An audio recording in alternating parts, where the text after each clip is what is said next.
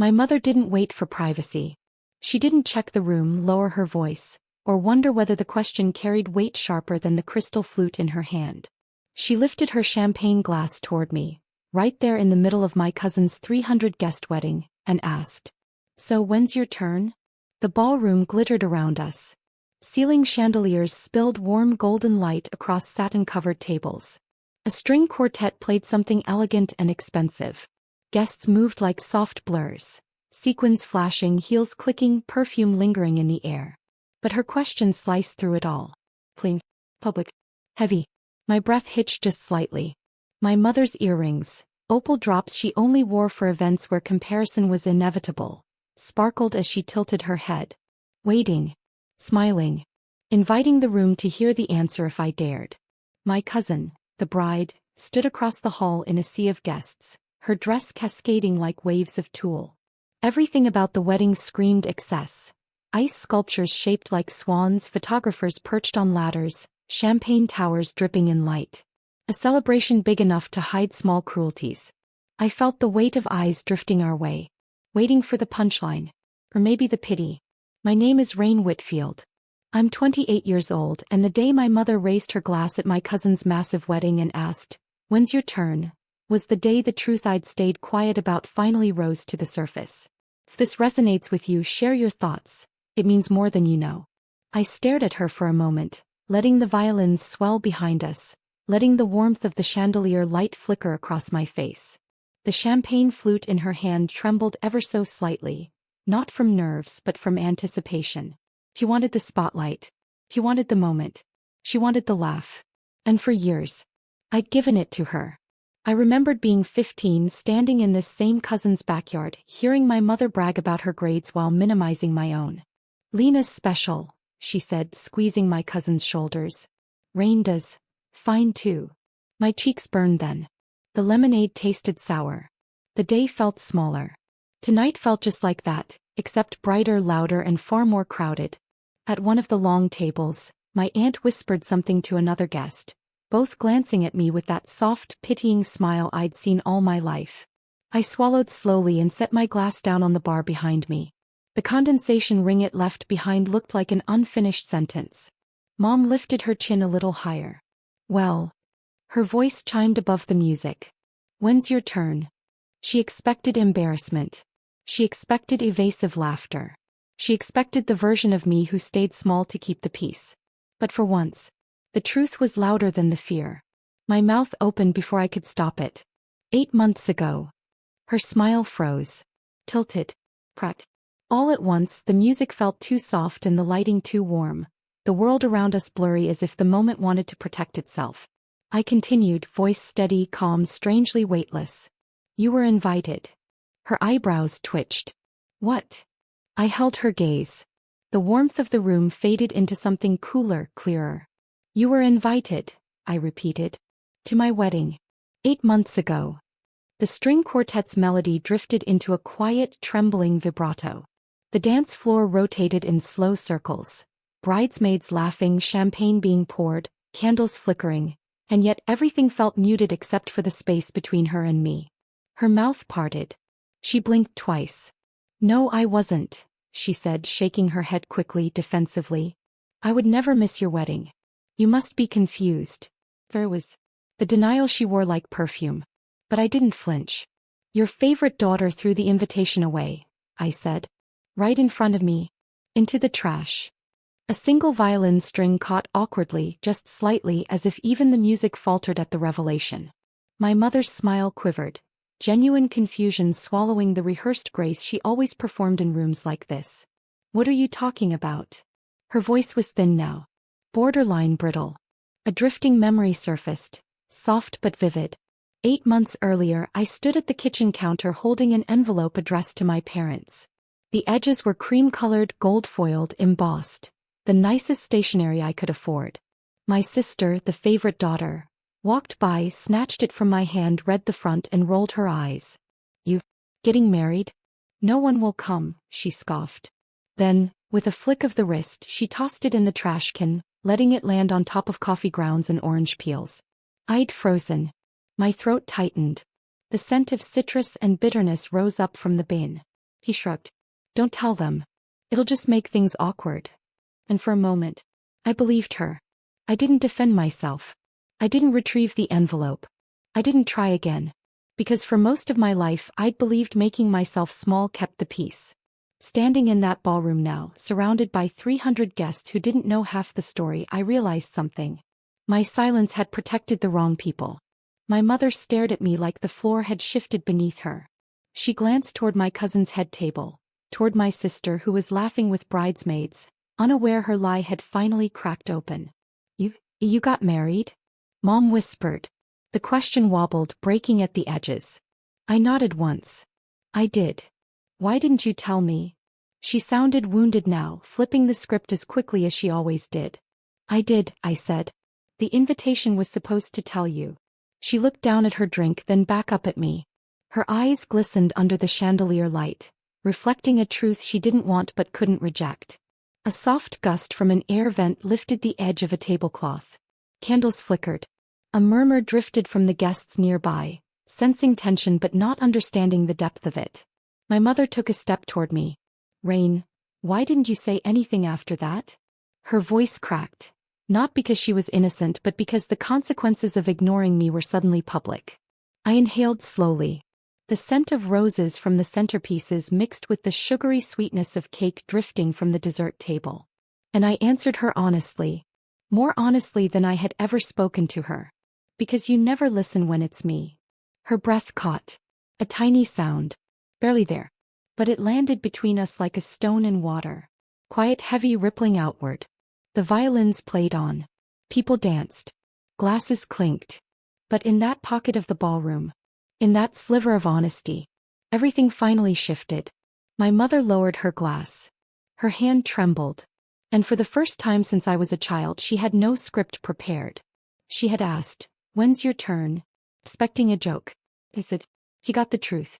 And the truth had claws. My mother stood there, glass trembling between her fingers, as though the truth had weight her hand wasn't prepared to hold. Around us, the ballroom pulsed with warmth. 300 guests, champagne fizzing, a photographer's flash illuminating the room in steady bursts. But none of it touched the small frozen pocket of air where she and I stood. "Rain," she whispered, voice thin but urgent, "why wouldn't you tell me directly? Why let an invitation be the only message?" I held her gaze, steady and unflinching. "Because I wanted you to want the message," I said softly. "Not just receive it." A flicker of something, shame maybe, crossed her face. She looked around the ballroom, suddenly aware of the witness-rich environment. My mother adored impressions, she curated them like art. And right now, hers was slipping through her carefully manicured fingers. On the stage, the quartet transitioned into a slow waltz. The bride and groom laughed, spinning gently beneath a chandelier dripping with crystals. Looked like a movie scene, perfect, polished, cinematic. But the moment between my mother and me wasn't polished. It was honest, raw, unfinished. She took a step closer. "I didn't know," she repeated. "I would have come. You know I would have come." A drifting memory surfaced. One I didn't chase but one that arrived on its own. I was 23, standing at the edge of another family wedding. My mother had told the guests, "This is my successful daughter," pulling my sister forward. Then with a lighter laugh, "And this is Rain. She's figuring things out." I'd smiled then. I'd said nothing. But some parts of you remember being small long after the moment ends. "I believed you," I whispered now, not bitterly, just truthfully. "For a long time." Her lips parted but no words followed. My aunt, who'd been eavesdropping behind a towering floral arrangement, shifted uncomfortably and pretended to examine a bouquet. My cousin glanced over from across the room, sensing the tension. The ballroom's warm glow didn't soften any of it. Mom swallowed. "You married without family. Without us. Without." Her voice cracked. "Without me." A strange calm settled in my chest. "I didn't marry without family," I said gently. "I married without you. There's a difference." The air between us tightened. A server passed with a tray of champagne flutes. The bubbles crackled faintly like distant static. Somewhere near the stage, glasses clinked in celebration. But here, only breath, only truth. Mom's eyes glistened. She blinked them back fiercely, the way she always blinked away anything that didn't fit her perfect image. "Why would she throw your invitation away?" she asked suddenly, voice cracking under the quiet. "Why would she do that to you?" I let out a breath I didn't know I'd been holding. "Because she knew you'd go," I said. "And she knew you'd make it about her." Something inside her recoiled. Her earrings trembled. Her shoulders fell. Her grip tightened around the glass stem. The truth wasn't cruel. It was simply precise. "Rain," she whispered, "I didn't know she did that. I never knew." I nodded. "I know. You weren't looking." Her face broke in a way I had never seen. Not dramatic. Not performative. Just quietly undone. She whispered, "I'm so sorry you thought I wouldn't show up." A tear finally slipped from her lower lash line, catching the chandelier's light before dropping onto her hand. Her fingers trembled against the stem of her glass. And then, something unexpected. "I want to meet them," she said. "Your partner. I want to fix this. If you'll let me." Her voice was softer than the music. Softer than the candlelight. Softer than any apology she'd ever attempted. Grief for the years lost mixed with gratitude for the moment found. But before I could respond, someone else stepped forward. My aunt. Loud, brassy, always involved in business that wasn't hers. She pointed her champagne at me like a weapon disguised in crystal. "This is what you chose," she scoffed. "A secret wedding? Hiding like a guilty child. And now you're humiliating your mother in public." My mother flinched. But I didn't. I straightened, letting every quiet wound inside me rise into something steady. "I'm not humiliating her," I said calmly. "I'm just telling the truth." She asked a question. I answered. The aunt sputtered. "You always twist things to look like the victim." "No," I said gently. "I'm done being the victim." Her mouth snapped shut. My mother touched her arm lightly. "Enough, Jean." It was the first time in years Mom had defended me in a room full of eyes. The aunt huffed and walked away, muttering into her champagne. A few nearby guests shifted awkwardly, pretending they hadn't been listening. My mother took a breath that sounded like it traveled through years of denial before reaching the surface. "Tell me about the wedding," she said softly. I blinked. "What?" "Tell me everything," she whispered. "What you wore, who walked you down the aisle, what the vows were like." He swallowed. "I know I can't go back. But I don't want to miss any more of your life." Her voice wobbled on the last word. I stared at her. The woman who raised me, overlooked me, compared me, diminished me, and yet now stood before me cracking open in ways I had never seen. The ballroom lights shimmered off the walls. Soft laughter drifted from the dance floor. A glowing tower of champagne rippled gently beside us. And for the first time in a long time my heart softened rather than braced. I stepped closer. "Okay," I whispered. "I'll tell you." Her shoulders lowered like she'd been holding tension for decades and finally let some of it go. We moved toward a quieter corner of the hall, where fairy lights draped across a curtain and candles flickered on mirrored shelves. The music swelled, violins harmonizing with the soft hum of guests. I told her how small the ceremony had been. How intimate. How beautiful in a way money couldn't buy. How my partner had cried before I did.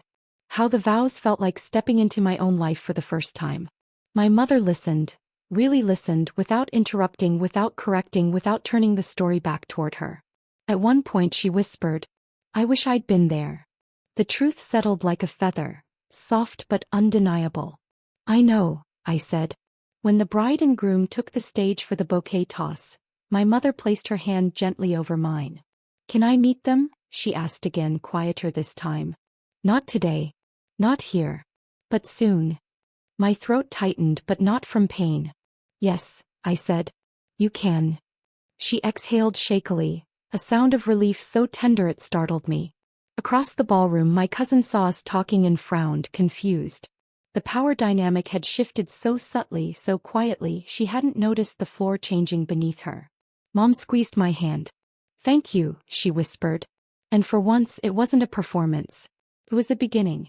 If you've lived anything like this, tell your story, and don't forget to subscribe. The violins hummed, the chandeliers flickered, and the wedding carried on around us. But I felt something new settle inside me. Not victory. Not revenge. Not closure forced upon someone else. Just a quiet truth. Some questions rewrite everything we are.